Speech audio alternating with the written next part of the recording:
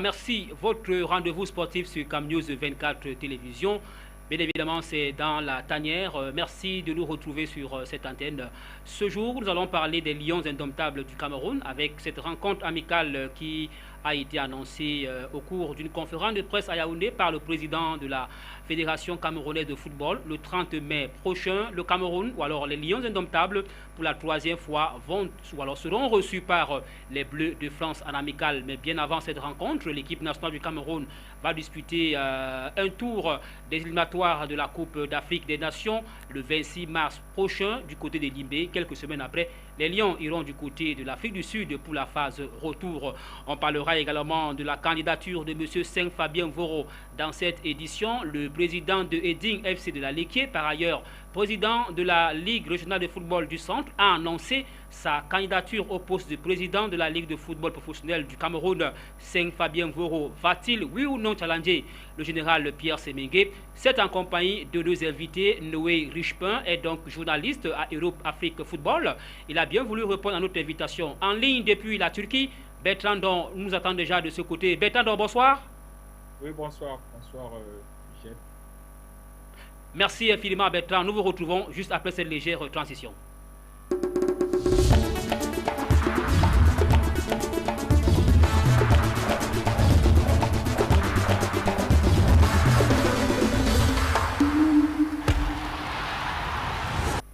Voilà, nous sommes très heureux de vous retrouver sur Cam News 24 Télévision pour cet autre rendez-vous de la tanière sur votre chaîne de télévision.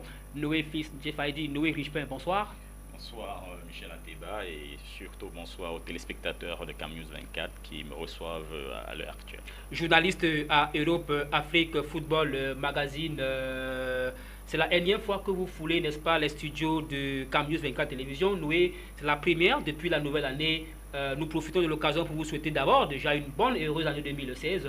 Ça a été l'année qui vient de s'achever? Je pense que nous étions en chantier sur plusieurs plans, notamment je parle d'Europe Afrique Foot, et que nous revenons avec force et détermination pour pouvoir toujours bien servir nos lecteurs. Je puis dire que l'année, peut-être sur le plan personnel, n'a pas commencé tel que je l'aurais souhaité, mais tout est entre les mains de l'Éternel et que nous pensons que les choses iront mieux d'ici quelques jours. Très bien, il est notre guide et depuis la Turquie, lui semble être en très bonne forme. Bertrand Don est désormais notre consultant presque permanent. Monsieur Bertrand Don, bonsoir. Comment allez-vous, cher monsieur? Oui, bonsoir, ça va bien. Et surtout, bonsoir à tous nos téléspectateurs de Cam News 24 et surtout à l'émission La Tanière qui est une bonne émission sportive que les gens devraient vraiment suivre chaque mardi soir. Voilà, commençons par là, puisque vous êtes très loin, n'est-ce pas, vous êtes en Turquie. La Turquie, c'est pas Yaoundé, encore moins, j'ai failli dire, on va dire quoi, Bafoussam ou alors Garoua. La Turquie, c'est la Turquie. Le point de la deuxième journée, c'est vraiment un sujet d'actu, hein, avant d'entrer, n'est-ce pas, dans le sujet principal ou alors l'un des sujets principaux de cette édition. La deuxième journée du championnat professionnel du Cameroun s'est disputée le week-end dernier. Monsieur Don, vous et moi avons causé en off avant cette émission et vous me rappeliez que si on ne fait pas attention, le Racing de Bafoussam risque de faire parler de lui dans ce championnat, c'est ça? Oui, effectivement, le Racing de Bafoussam a bien démarré son championnat avec 2 victoires et surtout qu'ils ont un coach qui semble déjà bien connaître le championnat de Ligue 1 du Cameroun. Mon collègue Djebnan, il s'y connaît, il a bien travaillé avec ces gars. Et je pense qu'avec ce démarrage, ils vont juste résister et pouvoir tenir la tête. Et surtout que c'est une grande, je voudrais dire, des retrouvailles après une longue disette du côté de Bafoussam. Donc, je lui souhaite bonne chance et surtout à mon collègue Djebnangui. Voilà, merci Bertrand. Alors, Noé Richepin, Racing de Bafoussam, nouvellement promu en Ligue 1, déjà leader, c'est vrai, vous me direz peut-être que ce n'est que 2 journées, mais déjà leader, est-ce que ce n'est déjà pas annoncé les couleurs dans ce championnat pour leader avec la jeune fille de Yossa ou alors Young Sport, Académie de Yossa, pour être plus précis? Bon, de toute façon, je pense qu'il y avait 6 points à prendre. Ils n'ont pas loupé ces points-là. Et il est important aussi de rappeler que tout autour de ces équipes, quand même, c'est des jeunes loups. C'est des gens qui ont bien voulu reprendre le flambeau pour se remettre non seulement en question, mais relancer cette équipe mythique qui était dans les méandres de notre football. Donc aujourd'hui, 2 journées après, si l'équipe est à ce niveau-là, c'est juste qu'elle montre effectivement ses velléités. Elle annonce les couleurs, comme vous le dites, non pas pour dire nous sommes venus jouer les figurants ou simplement peut-être jouer le maintien, mais qu'ils veulent vraiment faire partie de ceux ou de ces équipes-là qui joueront leur partition tout au long du championnat, qui est ma foi long, mais ça fait toujours du bien de gagner, de glaner des points. Et quand il y a une possibilité de le faire, il faut vraiment pas s'en passer. En tous les cas, le Racing de Bafoussam et Lyon Sport Academy n'ont pas encore dit, on va dire quoi, commence, n'est-ce pas, de la plus belle manière avec c'est les deux clubs, c'est les deux clubs qui ont déjà réussi, n'est-ce pas, à engranger 2 victoires en 2 sorties. Et justement, nous profitons de l'occasion pour vous faire le point de cette 2e journée du championnat de football professionnel Ligue 1 du Cameroun. Là-dedans, vous verrez qu'il y a des équipes qui continuent, n'est-ce pas, piétiner, notamment Dragon de Yaoundé qui continue à piétiner, mais aussi les As de Douala qui n'ont encore engrangé aucun moins de points dans cette compétition qui a démarré il y a de cela quelques semaines aujourd'hui. Le point de la 2e journée, c'est en image. Carton plein pour le tout-puissant de l'Ouest et Lyon Sport Academy après 2 journées. Les 2 clubs du Nord-Ouest et de l'Ouest sont les seuls à aligner 2 sorties sans fausse note. Dimanche, le tout-puissant de l'Ouest a encore confirmé sa bonne santé en allant battre Dragon de Yaoundé en Balamayo sur le score d'1-0. Sans complexe, le nouveau promu réalise la bonne opération et se hisse par la même occasion à la tête du classement avec 6 points, le même nombre de points que compte son homologue du Nord-Ouest, Lyon Sport Academy de Bamenda. En 2 rencontres à domicile, l'équipe compte autant de victoires. Contre APGS Dunfou lors de la 2e journée dimanche, les académiciens ont réalisé le strict minimum, 1-0. Au terme de cette journée, l'on a enregistré 13 buts inscrits sur l'ensemble de 9 rencontres pour une moyenne de 1,4 buts par match. Eding FC de Yaoundé, l'Union Sportive de Douala, Lyon Blessé de Foutouni, New Star de Douala, UMS de Loum, Cosmos du Mbam, Panthère et Cotonson de Garoua ont tous enregistré des scores de parité. Seul Lyon Sport Academy, Roi de la Ménois, Canon Sportif de Yaoundé et Unisport de Bafang ont enregistré des victoires au cours de cette 2e journée.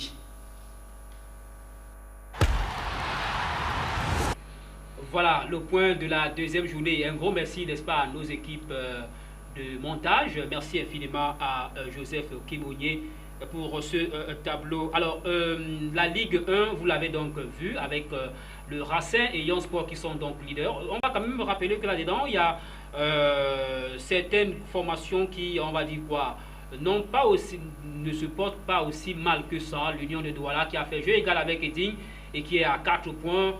On va dire quoi, Noé, on va dire quoi, New Star de Douala qui également a fait jeu égal. Bref, il y a quelques équipes qui, ma foi, n'ont pas encore réussi à prendre la moindre défaite, notamment Union, New Star, UMS de Loum. C'est vrai que tout à l'heure on parlera de UMS de Loum avec le limogeage de son entraîneur.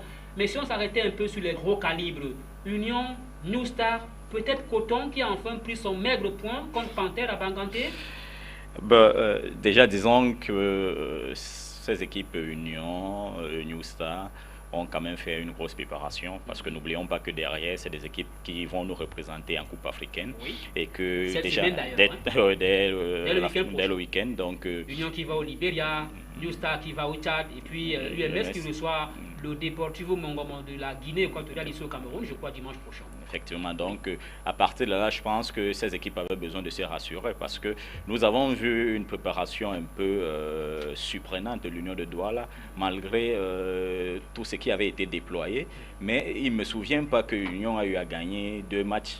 Si ma mémoire est bonne, je pense que l'Union s'est fait battre sur plusieurs déplacements et sur plusieurs matchs amicaux joués, même en Libye où ils sont allés passer pour 2 matchs où ils n'ont joué qu'un seul. Mais en gros, le total, pour ne pas dire le bilan, des rencontres amicales ou de la préparation de l'Union est largement satisfaisant. Oui, effectivement, ça c'est quand même une préparation d'un club qui en veut plus.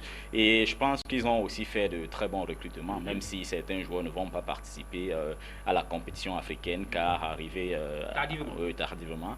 Mais je crois que l'enjeu même plus à l'Union cette année sera de pouvoir faire un collectif. Donc voilà où Siewo Diallo devra travailler pour pouvoir avoir une équipe et un bloc équipe et non juste des disparités ou alors des individualités, parce que Union a vraiment recruté et je pense qu'à ce niveau on peut s'attendre à beaucoup de choses. Bon, quand vous dites Union a recruté, oui, mais bon, Union a recruté qui? Peut-être la question également peut se poser. Madio, c'est vrai, oui, David Eto'o, oui, mais bon. Ben non, moi je ne pencherais pas, je ne pensais pas à David Eto'o. Il y a des Michel Nagbalogo qui reviennent, dont on connaît la qualité. Je crois que vous avez cité Madio. Il y a, j'oubliais l'autre là, qui était disputé avec New Star là, Samer. Ouais. Ne joue pas encore. Oui, mais non, juste pour dire quand même que le milieu est bien étoffé à Union de Douala. Bon, je ne fais pas une fixation Union de Douala. Je crois qu'on parlait aussi de New Star. Elle fait un très bon recrutement, malgré que... Et là, on peut parler de gros recrutement. Gaël Gama, effectivement. Sangesia, si, mais et consorts. Juste une petite peur, c'est que à New Star, on a cette habitude de prendre des joueurs un peu vieux. C'est du bling-bling, vous voulez dire, c'est ça? Pas du tout, c'est des gars qui ont de l'expérience et je pense que le président donc a plus songé à faire un résultat positif en Coupe africaine. Et il ne faut pas oublier quand même qu'en tour préliminaire, tous les clubs camerounais ont une possibilité de pouvoir passer au second tour.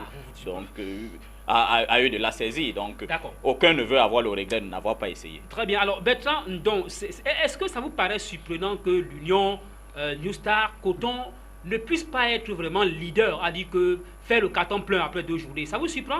Alors que c'est des grandes formations, des grosses équipes, Bertrand donc?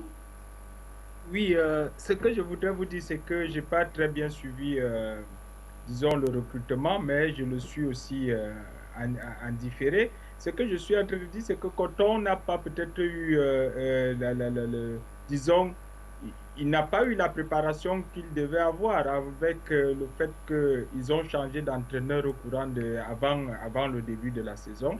Et ce changement d'entraîneur a dû porter un petit préjudice dans la préparation des joueurs. Vous savez que la mise en place tactique et la mise et de voir les circuits de jeu, ce n'est pas aussi facile. Il faut les huiler avec beaucoup de matchs, si bien que peut-être Coton souffre encore de ça, mais je me dis qu'ils vont décoller.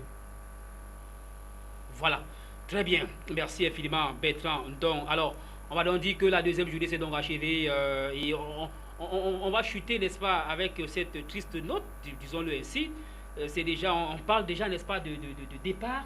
C'est le limogeage Noé Richepin de l'entraîneur principal de UMS de Loum, Olivier Nankam, qui a pourtant donné la Coupe du Cameroun à cette formation et il a été limogé après, on va dire quoi, son match nul contre Cosmos Dumbam dimanche dernier, 0 but partout à Loum.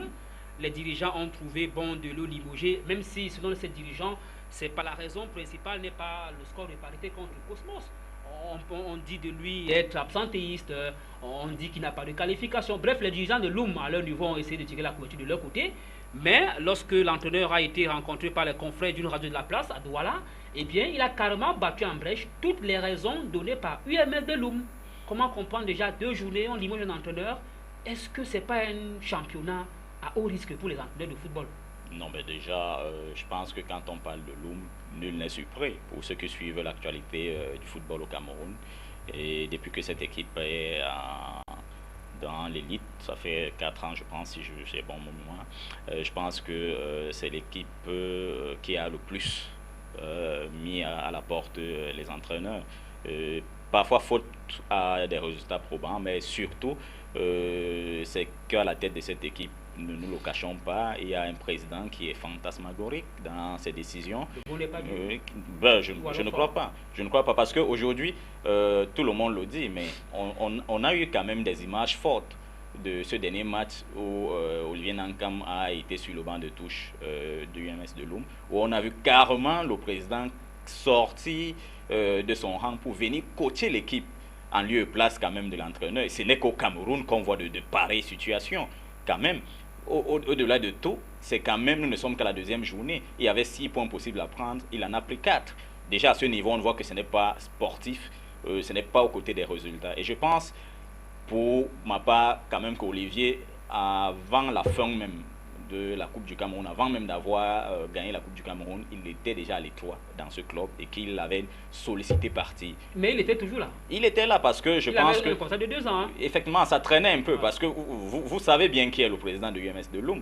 Autant il s'arroge de ne pas souvent laisser partir certains footballeurs, autant il en fait de même avec ses entraîneurs. Oui, mais donc, si quand vous signez 2 ans... Si, mais n'oublions jamais que quand on veut partir, il y a des ententes possibles.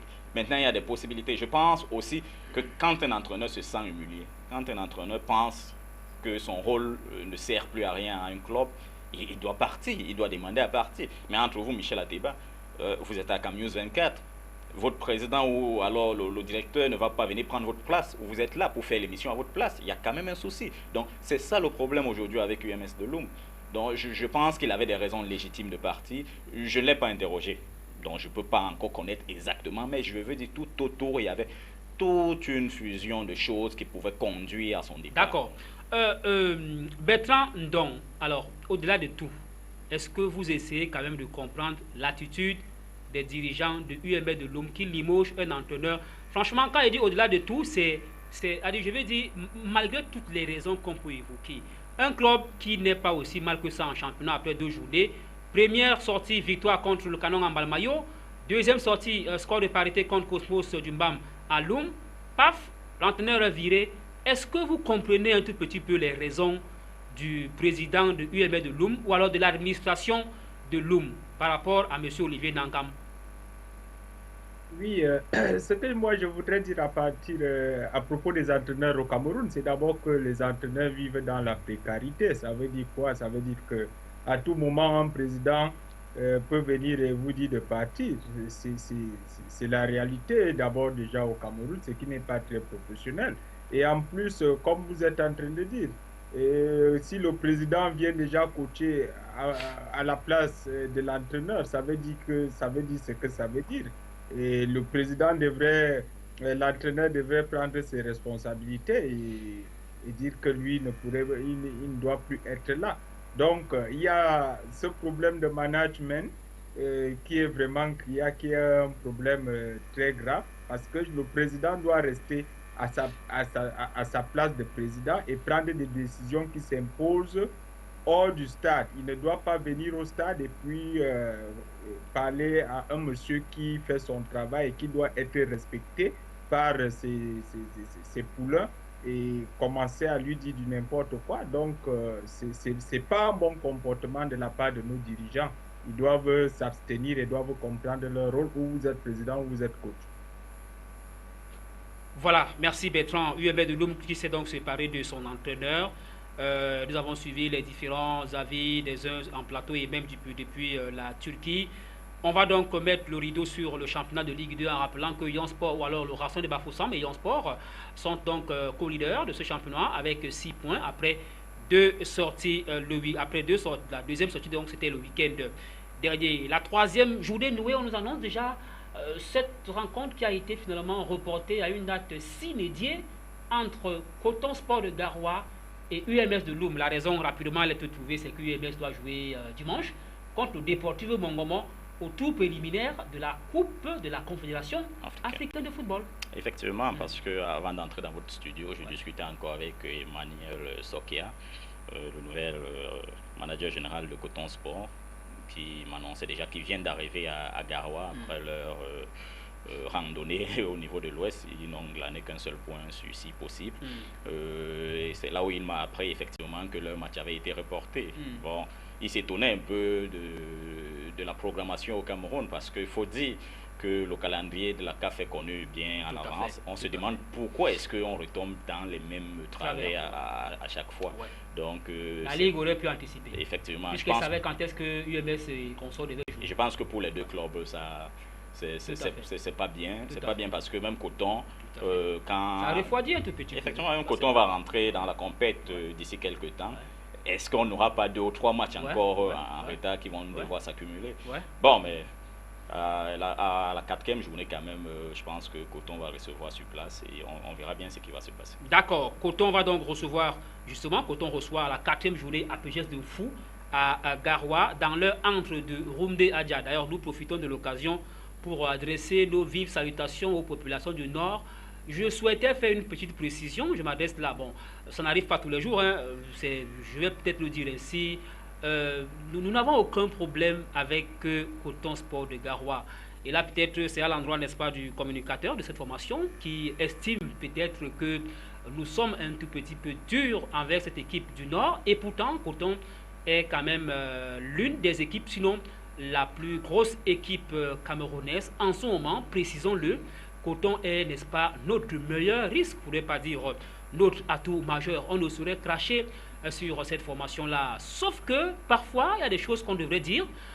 Malheureusement, nous sommes des journalistes et lorsqu'on essaie de faire des analyses, il faudrait souvent qu'on essaie de bien nous écouter, de bien nous suivre. Nous n'avons aucun problème personnel avec les dirigeants, encore moins le nouvel entraîneur de Coton Sport de Garoua. D'ailleurs, l'ancien qui est devenu notre ami, n'est-ce pas, ne cesse de nous écrire et de nous encourager au quotidien. Didier Gomed Arosa, qui est passé d'ailleurs dans la tanière en direct depuis Constantine, nous envoie des félicitations au quotidien. Je tenais vraiment à le préciser, et qu'une chaîne comme Cam News ne saurait fermer les portes à une grosse équipe comme Coton Sport de Garoua. Dieu seul sait les liens que Cam News a avec, n'est-ce pas, on va dire quoi, la vie de Garoua. Je ne vais plus aller plus loin que ça. Je crois que ceux qui ont des oreilles ont bien suivi. Alors, vraiment, arrêtez un peu de dire parfois des choses qui ne sont pas exactes. Alors, on va laisser la Ligue 2 pour parler rapidement, juste en 30 secondes de la Ligue. On va laisser la Ligue 1 pour parler de la Ligue 2 et dire que la Ligue 2 également, Noé, ça se jouait et que la bonne opération après 2 journées, on peut le dire ainsi, c'est l'équipe, n'est-ce pas, de DAC qui est allée carrément damer le pion en dynamique à Ombé, 3-0, c'est le plus low score de cette deuxième journée. On a retenu ce score-là pour un tout petit peu dire un mot, n'est-ce pas, sur la Ligue 2 de football, qui malheureusement n'est pas très suivi, mais qui est suivi par Campus 24 Télévision. Je pense que tout va, ou alors tout part de la communication, hein, ou du sens de la communication que veut impulser la Ligue professionnelle de football, parce qu'on a tous l'impression que on ne parle que de la Ligue 1 en oubliant qu'il gère quand même deux championnats, c'est-à-dire le championnat de première division ou le championnat de deuxième division. Aujourd'hui, le réveil de DAC est une très bonne chose parce qu'on a vu cette équipe en décrépitude il y a encore 2 saisons.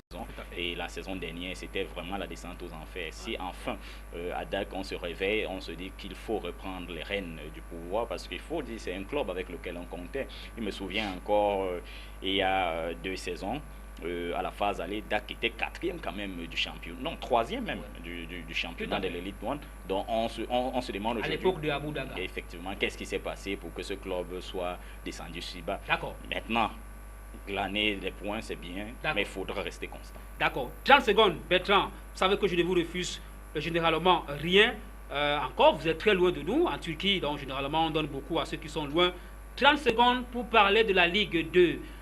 Y a-t-il une formation qui, on va dire quoi, vous frappe aux yeux ou alors frappe à vos yeux en Ligue 2, Bertrand?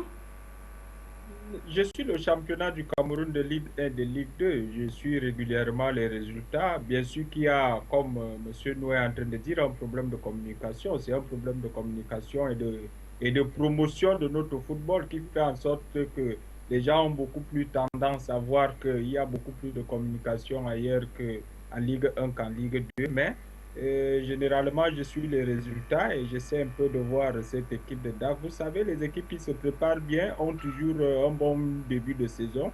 Et c'est à partir du milieu de la saison qu'on essaie un peu de voir ce que vaut le banc de touche pour pouvoir être toujours leader. Donc, nous les regardons, nous allons voir ce qu'ils vont faire et puis nous les soutenons. Voilà, la Ligue 2. Et nous, on peut faire une promesse à nos téléspectateurs.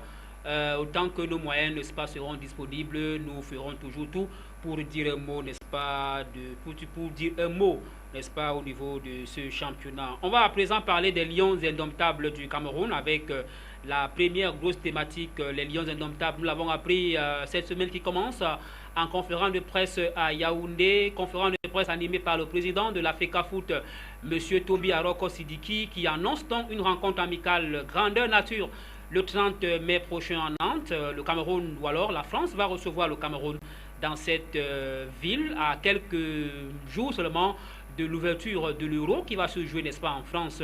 Un bon sparring partner pour les Lions indomptables qui au préalable auront joué, autant pour moi, 2 rencontres internationales, d'abord contre l'Afrique du Sud, ensuite contre l'Afrique du Sud à nouveau au match retour du côté bien sûr de l'Afrique du Sud. Mais avant de parler des Lions indomptables du Cameroun, j'invite, n'est-ce pas, Yves Tadjoufo à rentrer, n'est-ce pas, sur ces machines et à nous proposer le papier sur le dossier consacré à la CAN de football féminine. Ce soir, nous avons décidé de parler, n'est-ce pas, des retards, des possibilités, n'est-ce pas, on va dire quoi, des responsabilités des entreprises. Le SAL qui a été homologué, et bien sûr, on parlera un tout petit peu de la FIFA vers la fin. D'abord, les retards sur le stade de Limbé, à quelques 10 mois de cette compétition. On propose de regarder l'élément qui va suivre. Juste derrière, on revient parler des Lions indomptables du Cameroun. Commençons par les stades. Celui de la cité balnéaire d'Imbé est presque fin prêt. La pelouse, les gradins, les tribunes sont à terme.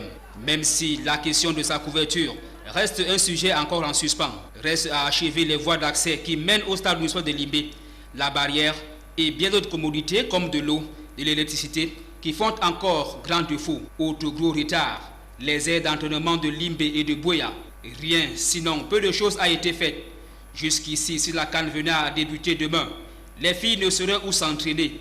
Les espaces réquisitionnés pour sont encore des vastes chantiers. Côté hôtels et autres institutions hospitalières, ce n'est pas reluisant, mais les autorités gouvernementales et sportives semblent plutôt être confiants à ce sujet. Que dire du village de la CAN, de la mascotte de cette compétition, de l'hymne et de la chanson officielle de la CAN. Jusqu'ici, rien de tout cela, ni à Yaoundé encore moins à Limbé, n'a été fait. D'ailleurs, la plus grosse inquiétude vient de la capitale politique. Téné, complètement décapé, le stade Amadou Ahidjo de Yaoundé, qui en principe doit abriter la finale de cette compétition, fait peur. Selon les spécialistes, les travaux de finition de la dite infrastructure nécessitent au moins 12 mois. Les stades annexes et militaires de Yaoundé ne donnent pas fière allure. Lors du récent passage d'une visite interministérielle, le constat faisait froid au dos. À cette allure, la CAN féminine 2016 pourrait se jouer, mais au rabais. Voilà, la CAN se jouer, mais au rabais. Maintenant, disons-le clairement, si nous sommes arrivés à cette situation, c'est qu'il y a bel et bien des responsables, disons-le ainsi. Cette situation n'est pas sortie, on va dire quoi, ce n'est pas une situation ex nihilo, c'est-à-dire qu'une situation qui, on va dire quoi, viendrait de nulle part. C'est qu'il y a bel et bien des responsabilités bien établies qui ont engendré justement, ou alors sûrement, la situation que nous vivons depuis quelques mois avant cette compétition. Maintenant, sur les responsabilités, Djeri Eba s'est penché là-dessus et nous proposons de suivre très attentivement l'élément qui va suivre. L'heure est grave.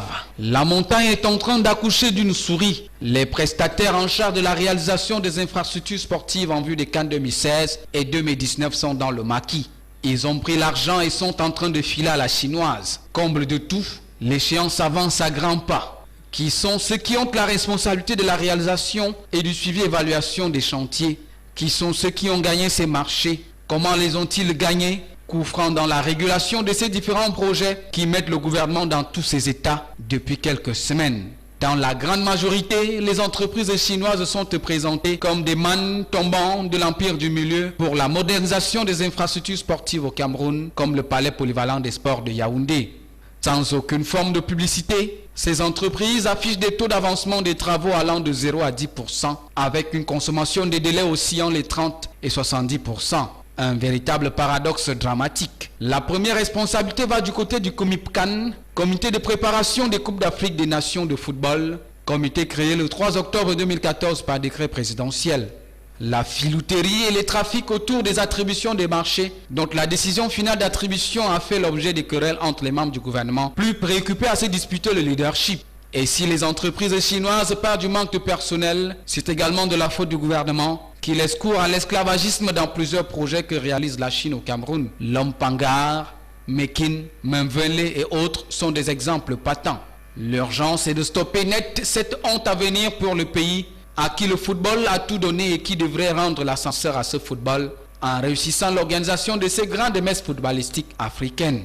Rompre avec les coups bas et le favoritisme ambiant pour faire place au vrai professionnalisme. La jeunesse regarde et observe. Pour une fois, il faut éviter l'organisation à la camerounaise car les CAN ne sont pas le comice qui peut se faire en pacotille. Le foot ne s'accommode pas du saupoudrage. Que les stades sortent aussi de terre au Cameroun comme sortent les milliards de francs CFA du pays pour des paradis fiscaux. Car la jeunesse attend ses Éden en 2016 et en 2019 pour accueillir comme il se doit l'Afrique du football.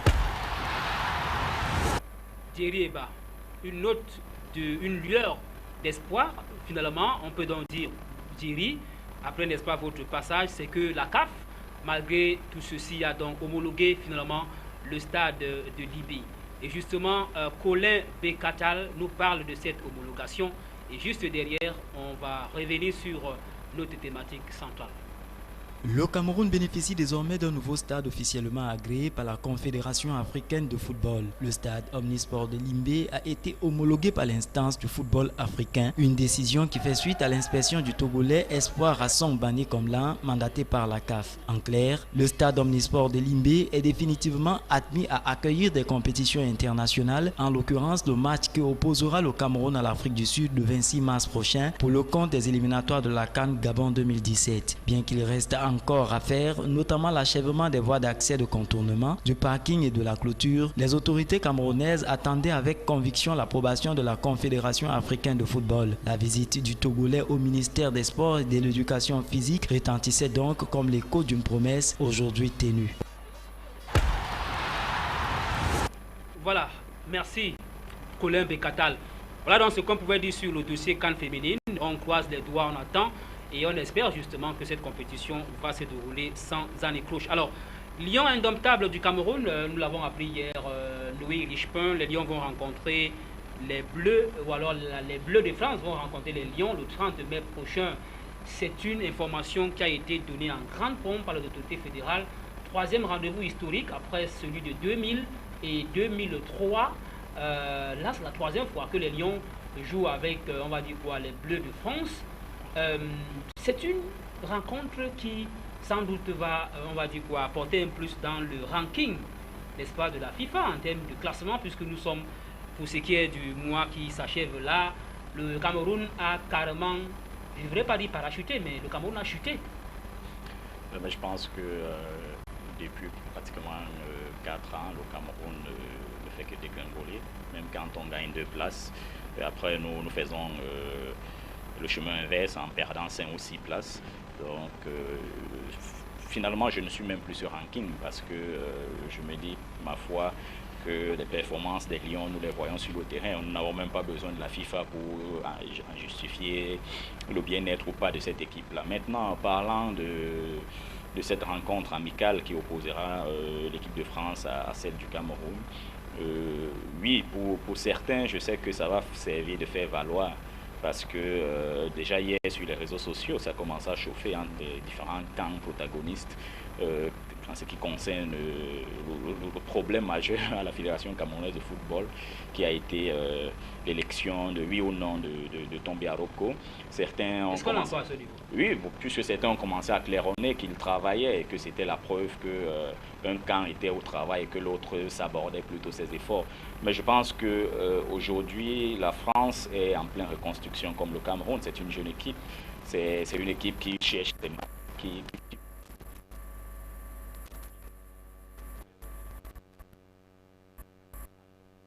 et tout ce qui peut graviter tout autour. Et heureusement, c'est la seule chose qui nous reste et qu'il faudrait préserver. Peut-être, de par le jeu que nous pouvons produire, des résultats peuvent suivre et remettre quand même d'aplomb cette équipe-là. Aujourd'hui, sans doute, jouer contre la France n'est plus comme il y a en 2000 ou 2003, lors de la Coupe de Confédération, ou alors le fameux match amical de 2000 où Magic Patrick Bouma avait quand même mis ce retourné acrobatique c'est pas d'un régal incroyable. Tout le monde se rappelle bien du commentaire de Thierry Giraldi à l'époque, quelle image, mais aujourd'hui, il faudra attendre encore longtemps, surtout quand on a des capitaines qui vont jouer en Chine. Il y a des questions qui se posent. Vous ouvrez l'autre sujet, oui, moi je ne m'attendais pas justement.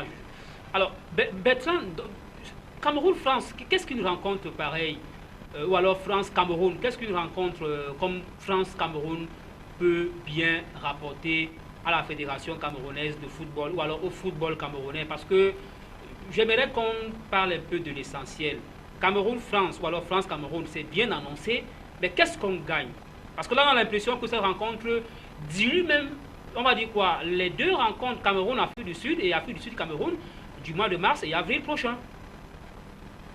Oui, ce que je voudrais vous dire d'abord, de mon point de vue de technicien, France-Cameroun, c'est d'abord un mauvais choix de sparring partners de la part de la France.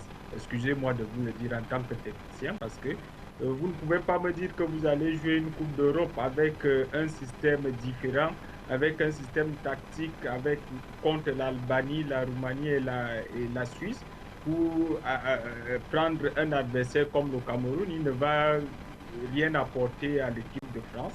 Mais contrairement, le Cameroun va beaucoup gagner. Pourquoi? Parce que c'est une rencontre là où on pourra voir encore réévaluer le niveau de l'équipe nationale en 2016.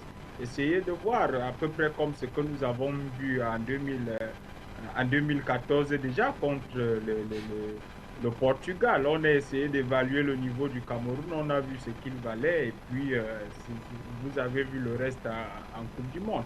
En ce qui concerne aussi d'autres secteurs, c'est un bon marketing pour la Fédération camerounaise de football, c'est un grand coup et je me dis que beaucoup, puisque quand vous préparez une compétition comme l'Euro et que vous jouez contre une nation, vous savez ce que ça représente. Ça veut dire que le Cameroun reçoit des dividendes et puis ça va un peu essayer d'aider la Fédération camerounaise de football financièrement.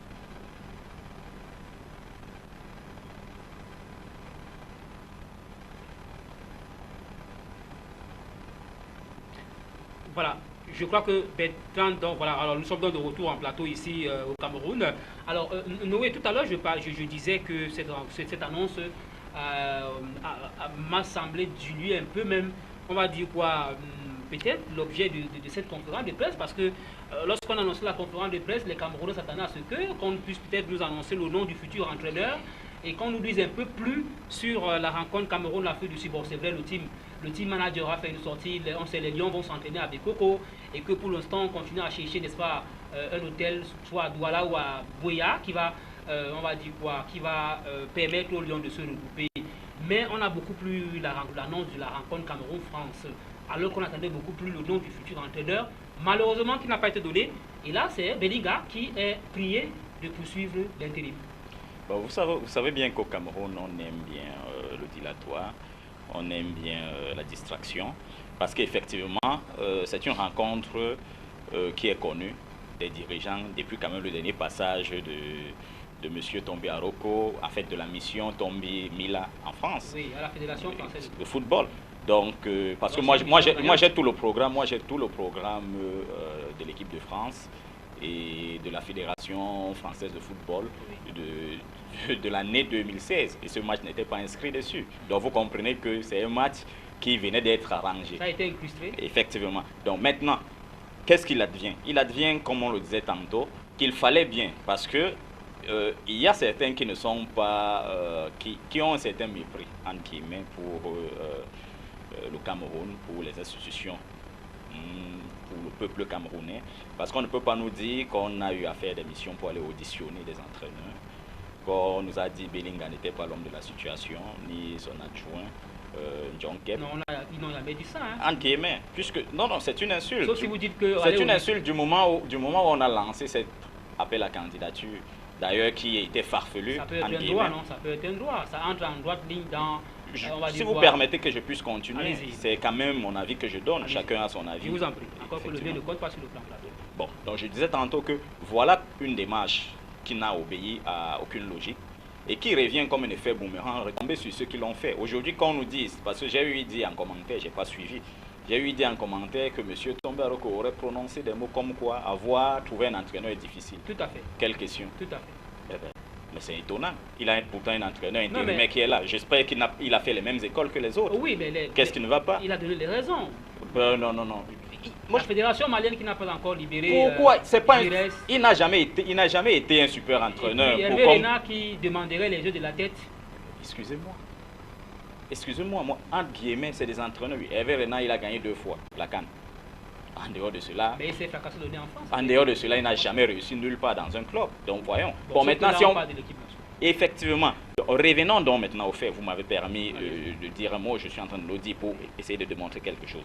Je pense que je vous disais tantôt, nous sommes partis dans un dilatoire parce qu'il fallait bien cacher cet échec qui a été de vouloir à tout prix chasser les locaux qui étaient là. Pourtant, c'était une promesse électorale de M. Tombi. Nationaliser les postes à responsabilité au niveau des équipes nationales du Cameroun, du moins des techniciens. Oui, mais il y a un appel à candidature. Les nationaux ne sont pas exclus. Je ne crois pas savoir qu'on a eu à demander l'avis de certains pour le faire, entre guillemets. On se comprend très bien, M. Ateba. Bon, je continue toujours en le disant ceci. Qu'est-ce qui s'est passé? Tombi le savait déjà depuis au moins 3 mois que ce match aura lieu, parce qu'ils l'ont négocié. C'est même l'une des principales raisons pour laquelle ils sont allés voir les Français. Qu'on nous laisse les autres expertises, tout le monde sait que c'était pour ce match. Non, c'était pour les binationaux. Officiellement, c'est ce qui a été dit. Combien ont donc accepté de venir jouer avec le Cameroun? 0 pour le moment. Ah, ok, merci. Donc vous comprenez. Voilà le fait. Aujourd'hui donc, puisqu'on savait bien qu'on n'aura pas l'entraîneur, ou du moins ils se sont rendus compte qu'ils n'auront pas leur entraîneur ou leur 2 favoris qu'ils avaient mis sur Europe, on revient donc maintenant en catimini, faire une conférence, l'annoncer et dire comme quoi le Cameroun va jouer contre lui. Parce qu'on sait que ça va créer de l'émulation, monsieur Michel Ateba. L'émulation, c'était quoi? C'était démontrer que quelque part, il y a une équipe qui travaille, comme je disais tantôt, et qu'il y a une autre qui aimerait mettre les bâtons dans les roues.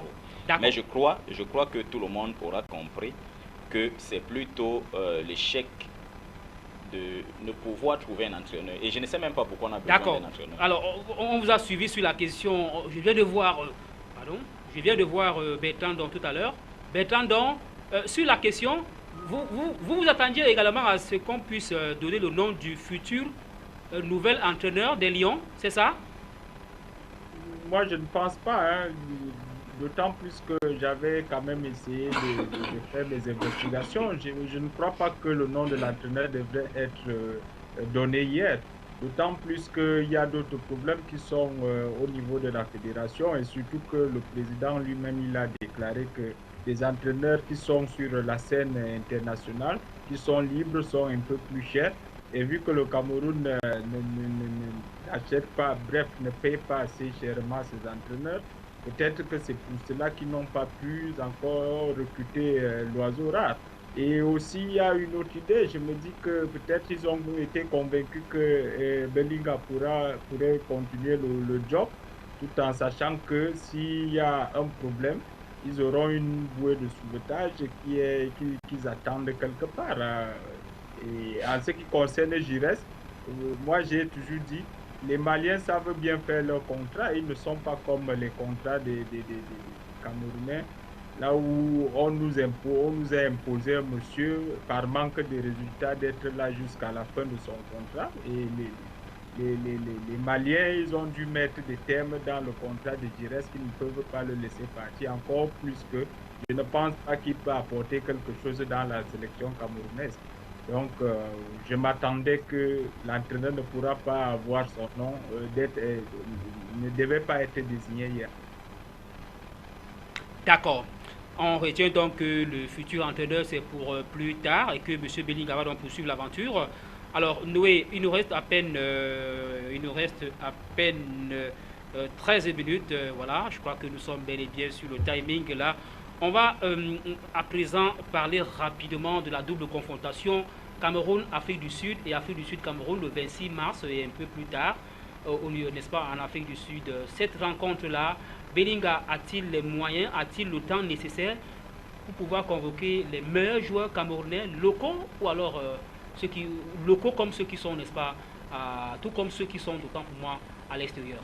Et je pense que le calendrier de la CAF, je le disais tantôt, est connu depuis pratiquement 9 mois, avant que ne débutaient ces éliminatoires dont il avait déjà la possibilité de commencer à travailler. Et à l'issue du dernier match contre le Niger, je me souviens bien, c'est lui qui était à la tête de cette équipe, et il aurait déjà pu prendre des dispositions, même s'il a été effectivement, comme je disais tantôt, un peu quand même bouleversé dans sa préparation psychologique parce que ne sachant pas s'il sera encore là. Mais là, ça va déjà, non? Il a encore 3 mois. Aujourd'hui, non. Nous sommes Monsieur Ateba, nous sommes en février. Nous sommes en 9 février. Le match, c'est au mois de mars prochain. Mais il y a le 30 mai. Vous ne pouvez pas dire que... Non. Nous parlons là des éliminatoires. D'accord. De la CAN. Non, nous sommes au niveau des éliminatoires de la CAN qui vont se jouer dans moins d'1 mois. Tout à fait. Donc, ou du moins dans moins de 2 mois. Oui. 1 mois et demi, disons. Et il a le temps parce que je me dis quand même qu'en tant qu'entraîneur professionnel, en tant qu'entraîneur d'une équipe nationale, même si il ne connaissait pas exactement encore sa position, sa posture devait demeurer celle de celui qui travaille, celui qui reste dans une certaine dynamique de recherche. Donc je me dis chaque week-end, comme nous autres nous le faisons aussi, et s'il n'a pas les moyens d'aller prospecter, s'il n'a pas les moyens d'aller voir certains joueurs, il a quand même des confrères et autres dans certains clubs à qui il demande les fiches des joueurs pour se mettre quand même... Il était au Chan, il a vu les meilleurs. Effectivement. Même si on est sorti là-bas en quart. Oui, donc il sait comment il peut procéder. Je pense que je le disais tantôt chaque week-end, il prend quand même la peine d'avoir les nouvelles des Lions ou des Camerounais qui jouent à travers la planète football. Aujourd'hui, il ne faut pas le nier. Il est plus facile aujourd'hui quand même de connaître des performances des joueurs qu'il y a 4 ou 5 ans. Et il suffit juste de se mettre au niveau... en fait, il faut être sur le net et vous avez toutes les possibilités. Quand même, il y a des matchs que vous pouvez voir, il y a des fiches des joueurs qui sont bien connus. Il y a même, c'est pas une nouveauté, sauf pour ceux qui ne cherchent pas, il y a même, disons, les notes de chaque joueur après chaque match. Donc vous pouvez au petit détail connaître effectivement qui a fait quoi sur un stade de football. Ok, Alexandre Biliga a donc du pain sur la planche. On espère donc qu'il va s'armer, n'est-ce pas, des meilleurs joueurs pour affronter l'Afrique du Sud. Et je voulais ajouter que les matchs retour, donc disons Afrique du Sud, Cameroun, c'est entre le 26 et le 29 mars. Et les matchs de retour, c'est entre... Les matchs allés, tu veux dire. Les matchs allés et les matchs de retour, c'est entre le 2, le 3 et le 4 juin. Voilà, merci infiniment, Louis. On va en 10 minutes parler, n'est-ce pas, de cette candidature qu'on annonce. Monsieur Saint-Fabien, mais avant de parler de cette candidature, permettez que nous vous proposons cet élément qui revient sur la démission, pour ne pas dire le retrait de monsieur Tokyo Sexwale. C'est le candidat à la présidence de la FIFA, le Sud-Africain, qui finalement s'est retiré après que la CAF ait, n'est-ce pas, dit qu'elle n'allait pas le soutenir. La CAF a donc plutôt préféré soutenir le président de la Confédération asiatique de football. On regarde l'élément sur Tokyo Sexwale et en quelques minutes, 7-8 minutes, on revient parler de la candidature de M. Saint-Fabien Vora. L'élection du nouveau président de la FIFA, prévue le 26 février prochain, va mettre aux prises 4 candidats et non plus 5. Tokyo Sexwale, unique candidat africain en course pour la succession du Suisse Sepp Blatter, a décidé de jeter l'éponge à cause d'une décision du comité exécutif de la Confédération africaine de football. La CAF invite ses associations membres à voter pour le candidat Sheikh Salman bin Ibrahim de Bahreïn, par ailleurs président de la Confédération asiatique de football. Le comité exécutif de la CAF, réuni le 5 février 2016 à Kigali au Rwanda, a traité du point de l'ordre du jour concernant les élections présidentielles de la FIFA. Le communiqué élaboré en guise de restitution des travaux donne la position du comité exécutif de la CAF concernant les élections présidentielles de la FIFA du 26 février. La CAF, considérant l'officialisation définitive de la liste des candidats à l'élection à la présidence de la FIFA le 26 janvier dernier par la commission électorale ad hoc de la FIFA, considérant les arguments développés par ces différents candidats lors de leur passage devant le comité exécutif de la CAF et suite à leurs divers échanges avec les membres de ce même comité, considérant les aspirations des intérêts des 54 associations membres de la CAF et les impératifs de développement du football en Afrique, considérant le profil des candidats, leur expérience managériale et politique successive dans la gestion des associations sportives, des fédérations de football, des confédérations et à la FIFA, considérant les récents événements à la FIFA et la nécessité absolue de mise en place de solides réformes afin de reconstruire la confiance autour de l'organisation fêtière du football mondial, considérant le besoin pour la FIFA de poursuivre une vision mondialiste et de demeurer une institution maintenant l'équilibre entre les continents, le comité exécutif de l'instance instance fêtière du football africain a donc décidé d'apporter son soutien unanime au candidat Cheikh Salman bin Ibrahim Al Khalifa. Avec le soutien de la CAF, elle qui détient le poids électoral le plus consistant, l'Asiatique bin Ibrahim est désormais présenté comme le favori de l'élection du 26 février prochain. Il aura comme concurrents le Français Jérôme Champagne, le Jordanien Ali Ben Al-Hussein et le Suisse Gianni Infantino. Pour mémoire, c'est le Camerounais Issa Hayatou qui dirige la période transitoire à la tête de la FIFA depuis la démission de Sepp Blatter en octobre 2015. Voilà, élément suffisamment clair pour ne pas être commenté, malheureusement, pour Tokyo Sexuali. Alors, 5 minutes, on va peut-être commencer par la Turquie, puisque Bertrand est loin. Bertrand, nous vous proposons, ou alors nous vous convions, n'est-ce pas, à dire un mot sur cette candidature annoncée il y a de cela quelques semaines, à la tête de la candidature annoncée, n'est-ce pas, à la présidente de la Ligue de football professionnel. Vous croyez vraiment à la candidature de M. Saint-Fabien Vogo comme candidat à la candidature? Permettez, n'est-ce pas, la tautologie?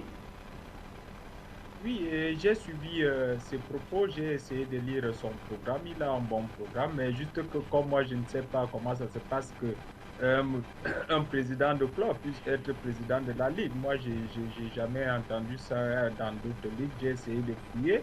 Je n'ai pas trouvé un président d'un club, président d'une ligue professionnelle. Bon, en ce qui concerne le programme il est bien élaboré.